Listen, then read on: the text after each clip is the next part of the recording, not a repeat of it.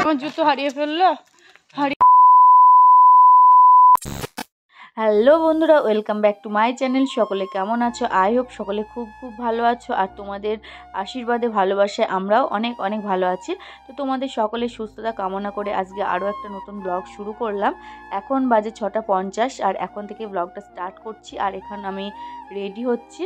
তো কোথায় যাচ্ছি সেটা তোমরা নিশ্চয়ই বুঝতে পারছো, যারা আমার আগের ব্লগ দেখেছো তারা নিশ্চয়ই বুঝতে পারছো যে কোথায় যাচ্ছি। আর যারা এখনও আমার আগের ব্লগটা দেখোনি তারা আমার চ্যানেল থেকে একটু ঘুরে আসো, তাহলে আমার ব্লগটা পেয়ে যাবে।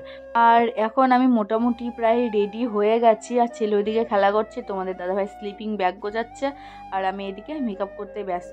আমরা কিন্তু খুব সকাল সকালই চলে যাচ্ছি নেমন্তন্ন বাড়ি, কারণ প্রচুর নেমন্তন্ন আছে যেখানে যাব। ওই জন্য তোমাদের দাদাভাই বললো চলো সকাল সকালই যাই, ছেলেকে যেহেতু নিয়ে যাব তো সকাল সকাল আবার ঘুরে আসবো, নাহলে ঠান্ডা পড়ে গেছে, ঠান্ডা লেগে যাবে ছেলের।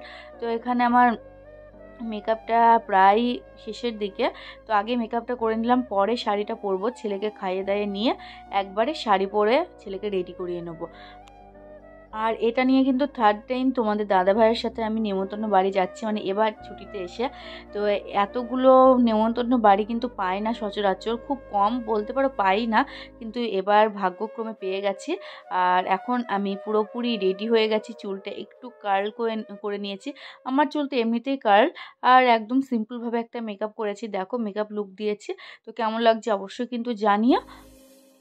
আর তারপরে আমরা রাস্তায় এসে দাঁড়িয়ে আছি, আমরা এখন চলে যাব, আর আমরা হেঁটেই যাব, কারণ খুব বাড়ির কাছাকাছি, মানে 10 মিনিট মতো লাগে, ওই জন্য হেঁটেই যাব।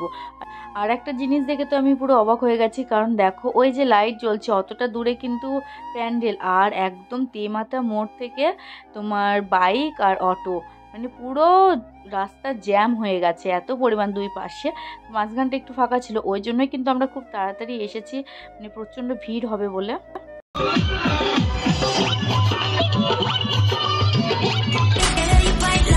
তোমাকে দিয়েছিলাম চেনা চেনা কথাগুলো, এসো না চুড়ে নিতে ছেঁড়া ছেঁড়া দেখাগুলো, তোমাকে দিয়েছিলাম। তারপর আমরা চলে আসলাম অনুষ্ঠান বাড়ি। আর এই দিকটা দেখো কত সুন্দর করে সাজিয়েছে, আর এই ডেকোরেশন দেখে নিশ্চয়ই তোমরা বুঝে গেছো আমরা কোন বাড়িতে এসেছি। তো আমরা জন্মদিনের পার্টিতে এসেছি। তো ওই যে সামনে দাদাটা ছিল ওটা হচ্ছে তোমাদের দাদার বন্ধু, তো ওই দাদার মেয়ের জন্মদিন, 5 বছরের জন্মদিনে আমরা এসেছি। আর আমাদের সাথে ছিল এই যে আমার পাশের বাড়ির একটা যা, ওই দিদি আর ওই জায়ের মেয়ে, আর ছিল তোজো কালকে এসেছে মায়ের সাথে। আর তারপরে আমরা চলে গেছিলাম বাইরে তোজো ফুচকা খাবো বলছিল, তো ফুচকার এখানে এত পরিমাণ লাইন, চান্স পাওয়াই মুশকিল। তারপরে ও কফি খাচ্ছিল, আর এইদিকে আমি ভাবছিলাম কিছু একটা রিলস করে নেব। তো অনেক দিনের ইচ্ছে ছিল যে এরকম রিলস যদি আমাকে কেউ বানিয়ে দিত, কারণ সচরাচর তো আমার রিলস আমি একাই করি, তো তেমন কেউ ধরার কেউ থাকে না। তো এই রিলসটা তোজো ছিল বলে করে নিচ্ছিলাম, কিন্তু ঠিক মতো মনের মতন হয়নি। তো যাই হোক, যেরকম হয়েছে সেরকম তোমাদের সাথে শেয়ার করলাম।